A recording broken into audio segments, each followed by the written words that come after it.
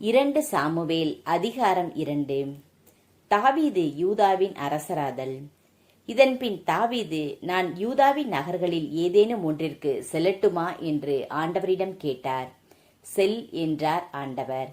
எங்கு செல்லலாம் என்று மீண்டும் தாவீது வினவ, எபிரோன் என்று ஆண்டவர் பதிலளித்தார்.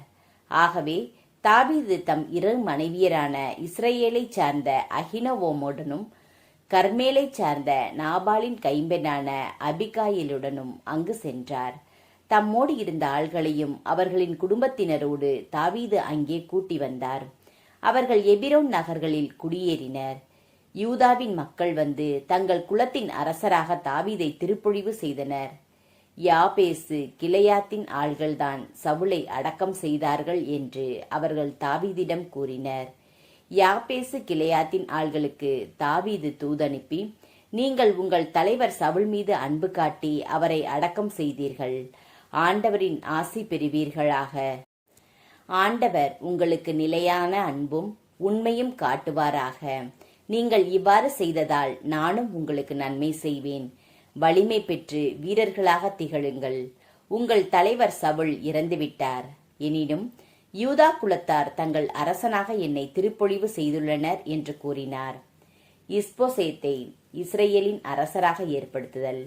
இதற்கிடையில் சவுலின் படைத்தலைவனாகிய நேரின் மகன் அப்னேர் சவுலின் மகன் இஸ்போசேத்தை மகனேயிமுக்கு அழைத்துச் சென்று கிளையாது, அசூரி, இஸ்ரேல், எப்ராயிம், பென்யமீன் மேலும் அனைத்து இஸ்ரேல் மேலும் அவனை அரசனாக்கினான். சவுலின் மகன் இஸ்போசேத்து இஸ்ரேல் மீது அரசாழ தொடங்கிய போது அவனுக்கு வயது 40. 2 ஆண்டுகள் அவன் அரசனாக இருந்தான். ஆனால் யூதா குலமோ தாவீதை பின்பற்றியது. தாவீது எபிரோனில் யூத குலத்தின் மீது ஆட்சி புரிந்த காலம் 7 ஆண்டுகளும் 6 மாதங்களுமே ஆகும். யூதா இஸ்ரேலிடையே போர். நேரின் மகன் அப்னேரும் சவுலின் மகன் இஸ்போசேத்தின் பணியாளர்களும் மகனயீமிலிருந்து புறப்பட்டு கிபெயோனுக்கு சென்றனர். செருயாவின் மகன் யோவாபும் தாவீதின் பணியாளர்களும் புறப்பட்டு சென்று அவர்களை கிபெயோன் குளத்தருகே எதிர்கொண்டனர். ஒரு சாரார் இப்பக்கமும் மறு சாரார் அப்பக்கமும் குளத்தின் அருகே அமர்ந்தனர். இளைஞர்கள் எழுந்து நமக்கு முன்பு வாள்போர் செய்யட்டும் என்று அப்னேர் யோவாபிடம் கூறினான். அவர்கள் அவ்வாறே செய்யட்டும் என்று யோவாபும் கூறினான். பென்யமீன் மற்றும் சவுலின் மகன் இஸ்போசேத்து சார்பில் 12 தாவீதின் பணியாளருள் 12 எழுந்து வந்தனர். ஒவ்வொருவனும் தன் எதிரியின் தலையை பிடித்து கொண்டு அவனது விழாவில் வாளை ஊடுருவினான். இருவரும் ஒன்றாக மடிந்தனர். அந்த இடத்தை எல்காத் அட்சூரீம் என்று அழைத்தனர். போர் அன்று மிக கடுமையாக உருவெடுத்தது. அப்னேரும் இஸ்ரேல் ஆள்களும் தாவீதின் பணியாளர்கள் முன் முறியடிக்கப்பட்டனர்.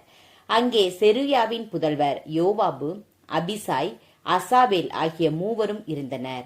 அசாவேல் காட்டு மான் போல் வேகமாக ஓடக்கூடியவன். அசாவேல் அப்னேரை பின்தொடர்ந்து வலமோ இடதோ விலகாமல் துரத்தினான்.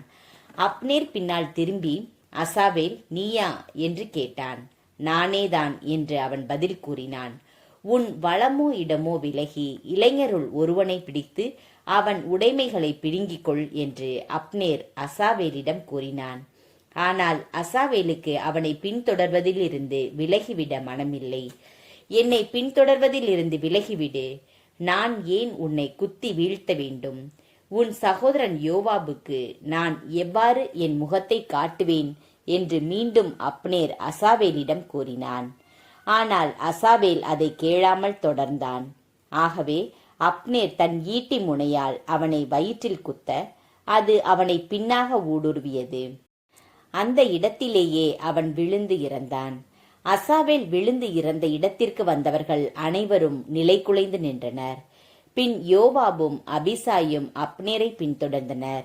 கிபெயோன் பாலைநில பாதையில் கீகுக்கு முன்பாக இருக்கும் அம்மா மலையை அவர்கள் வந்தடைந்த போது கதிரவன் மறைந்து கொண்டிருந்தான். அப்போது பென்யமீனின் ஆள்கள் அப்னேருக்கு பின் ஒரே படையாக திரண்டு ஒரு குன்றின் உச்சியில் நின்றனர். அப்னேர் யோவாபை கூப்பிட்டு, வாளுக்கு இறை கொடுக்க வேண்டுமா? முடிவு கசப்பாக இருக்கும் என நீ அறியாயோ? தங்கள் சகோதரர்களை பின்தொடராமல் திரும்பிச் செல்லுமாறு மக்களிடம் நீ சொல்ல மாட்டாயோ என்று கூறினான். அதற்கு யோவாபு, வாழும் கடவுளின் மேல் ஆணை, நீ பேசாதிருந்தால் காலையிலேயே தங்கள் சகோதரர்களை பின்தொடராமல் மக்கள் விலகி இருப்பார்கள் என்று கூறி எக்காளம் ஊதினான். அனைத்து மக்களும் நின்றனர். அதற்கு மேல் அவர்கள் இஸ்ரேலை பின்தொடரவும் இல்லை, போரிடவும் இல்லை.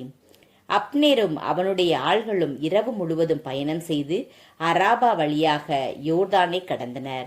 தொடர்ந்து பிக்ரோன் முழுவதும் பயணம் செய்து மகனையிமை அடைந்தனர். யோவாபு அப்னேரை பின்தொடர்வதின் என்று திரும்பிய பின் தன் ஆள்கள் அனைவரையும் ஒன்று திரட்டினான். அசாவேல் நீங்களாக தாவீதின் பணியாளருள் 19 பேரை காணவில்லை. தாவீதின் பணியாளர்களோ அப்னேரின் ஆண்களான 360 பென்யமீனை கொண்டிருந்தனர்.